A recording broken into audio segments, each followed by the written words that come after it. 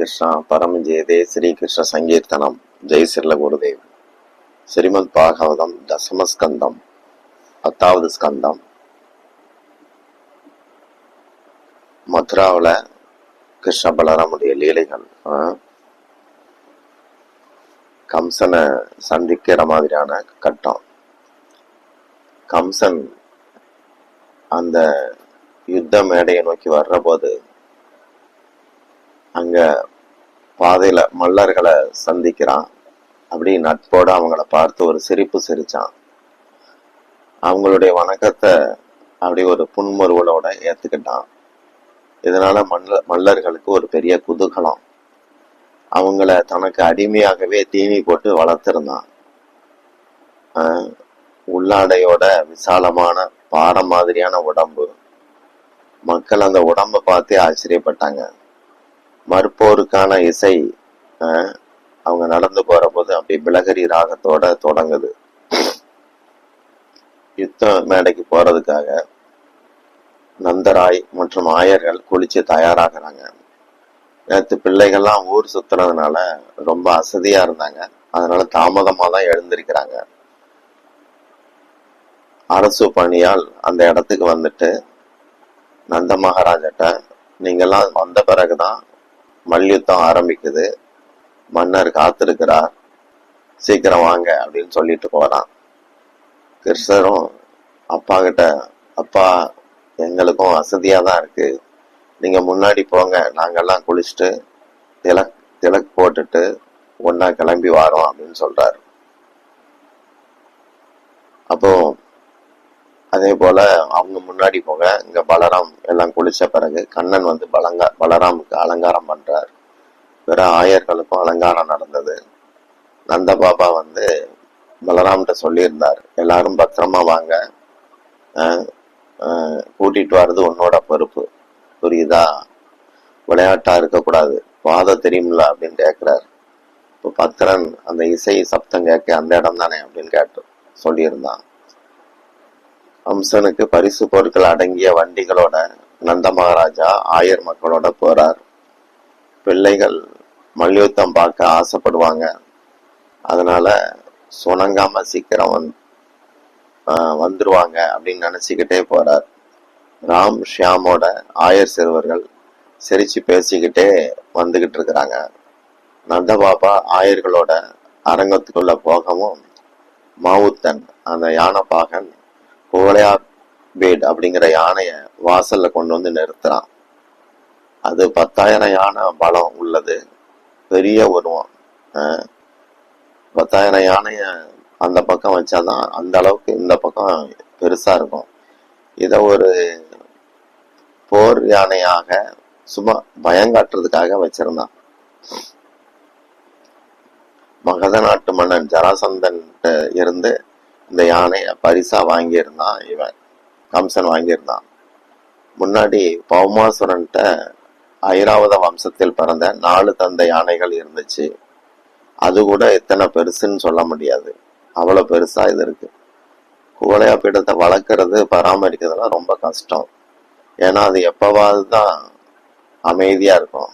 வாகனமா இருக்கிறதுக்கு பெரும்பாலும் சம்மதிக்காது. மனுஷன் வாடையே அதுக்கு பிடிக்காது. பெரும்பாலும் அந்த யானை வந்து மதம் பிடிச்ச மாதிரி தான் இருக்கும். கம்சனுடைய யானை படையில எதிரிகளை பயங்காட்டுறதுக்காக அதை உபயோகப்படுத்தினான். அந்த யானை வந்து தன்னுடைய பாகன், அடுத்து கம்சன், இவங்க 2 பேர் மட்டும்தான் பக்கத்துல வரவிடும். இன்னைக்கு அதோடைய தலைவன் அதை அழைச்சிட்டு வரான், அலங்காரம் பண்ணியிருக்கிறான்.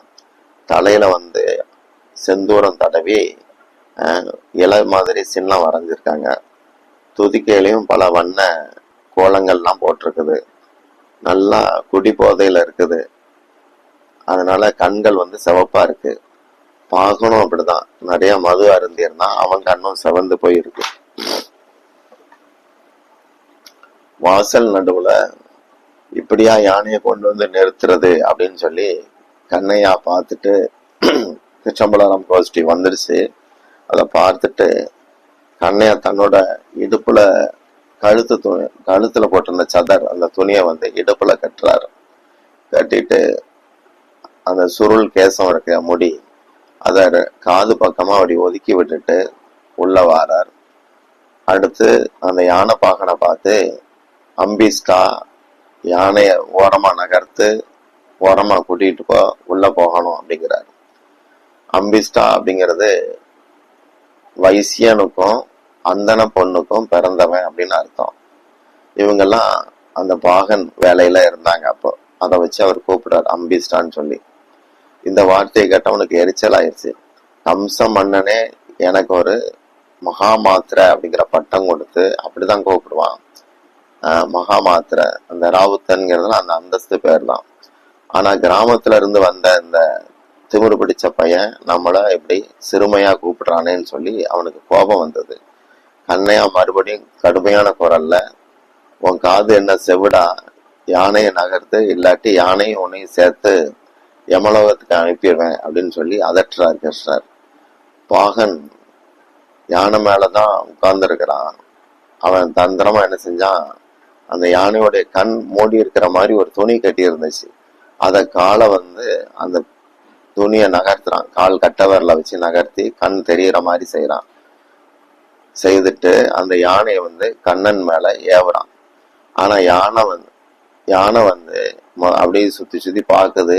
அது பாக்குற பார்வையிலேயே பாதரட்சர், அதாவது யானையுடைய பாதங்களை பாதுகாக்க ஒரு கூட்டம் உண்டு வீரர்கள்.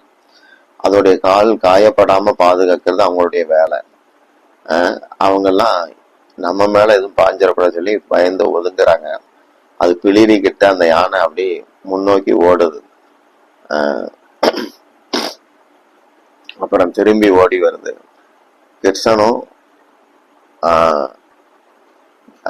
அங்க கிருஷ்ணன் பின்பக்கமா இருக்கிறார். அதனால திரும்பி ஓடி வருது. ஓடி வரவும் பகவான் அதோடைய துதிக்கையை பிடிக்கிறார், கெட்டியா பிடிக்கிறார். ஆனா பிள்ளைகள்லாம் என்ன செய்யறாங்க, பயப்படுறதுக்கு பதிலா அவங்களுக்கு இது ஒரு விளையாட்டா தேருது. ஏன்னா ஏற்கனவே கண்ணனோட பல லீலைகள்ல அவங்க பங்கேற்றவங்க எல்லாம் சேர்ந்துட்டு அந்த யானைக்கு அடியில எப்படி பந்தக்கால் இருக்குமே, பந்தல், கல்யாண பந்தல் 4 பக்கமும் தூண் போட்டிருப்பாங்க. அதுல பசங்க எல்லாம் ஓடி ஒளிஞ்சு விளையாடுற மாதிரி இப்படி விளையாட ஆரம்பிக்கிறாங்க. அப்போ அந்த யானை கோபத்துல, அதாவது கண்ணனை வலிக்கிறார் அந்த துதிக்கையால பிடிக்கும் போது. அப்போ வயிற்றுல அடிக்குது. துதிக்கையால தன்னுடைய வயிற்றுல தானே அடிச்சுக்குது. இப்படி கொஞ்ச நேரம் பகவான் அதுக்கு போக்கு காட்டுறார். அந்த துதிக்கை நுனியால கண்ணனை தாக்குறேன்னு சொல்லி பல முறை அங்க இங்கேயுமா அடிக்கிற போதெல்லாம் பூமியில பட்டு அதோடைய மூக்கு அடிபட்டு நஞ்சு போயிருது. கஷ்டப்பட்டு தன்னுடைய பெரிய வயிற்றுக்கு கீழே துதிக்கையை நீட்டி கண்ணையா வயப்பம் பிடிச்சிருச்சு. கண்ணையா மறுபடியும் விலகி சறுக்கி அப்படி விலகி யானையோடைய வாழை போய் பிடிக்கிறார். இந்த நீலமணிக்கு குழந்தை பருவத்திலேயே கண்ணுக்குட்டிகளுடைய வாழை பிடிச்சு விளையாண்டு அதுல ஒரு அபியாசம் இருக்கு. முரட்டுத்தனமா வாழை பிடிச்சு இழுத்ததுனால யானைக்கு பயம் வந்துச்சு. அந்த பயத்துல அது பிளிருது. யானையோடைய உடல்ல வால் கொஞ்சம் பலவீனமான அங்கம். அது வேரோட பிடுங்கப்படும் வகையில இருந்ததுனால வேதனையோட யானை அப்படி பின்னாடியே நடந்து வருது. முன்பக்கம் நடக்க முடியல. இவர் வாழை பிடிச்சு இழுத்துட்டு போறாரு. அது பின்னோக்கி போகுது. இந்த யானையுடைய வால் முடி முள் மாதிரி உறுதியா இருந்துச்சு. ஷியாமுடைய கைகள் இதனால குத்தப்படுமோன்னு சொல்லி கோபர்கள் வேதனையோட பாக்குறாங்க. கண்ணையாவை அடிக்கிறேன்னு சொல்லி அது தன்னைத்தானே அடிச்சுக்கிட்டே இருக்குது. திடீரென கண்ணையா தரையில விழுந்து கிடக்கிற மாதிரி இருக்க யானை தன்னுடைய தந்தத்தால கண்ணையாவை குத்துறன்னு சொல்லி ஓங்கி பூமியில குத்துது. அது குறி தவறனால பூமியில குத்துது. அப்படி தலைகளா நின்ன மாதிரி இருக்கு. தந்தங்கள் பூமியில புதஞ்சது. இப்போ பகவான் வலது கையால அதோடைய துதிக்கைய பிடிச்சார். முறுக்கு மாதிரி அதை முறுக்குறார். அந்த சமயம் பலராமன் ஒரு தந்தத்தை படக்குன்னு ஒடிச்சிட்டார்.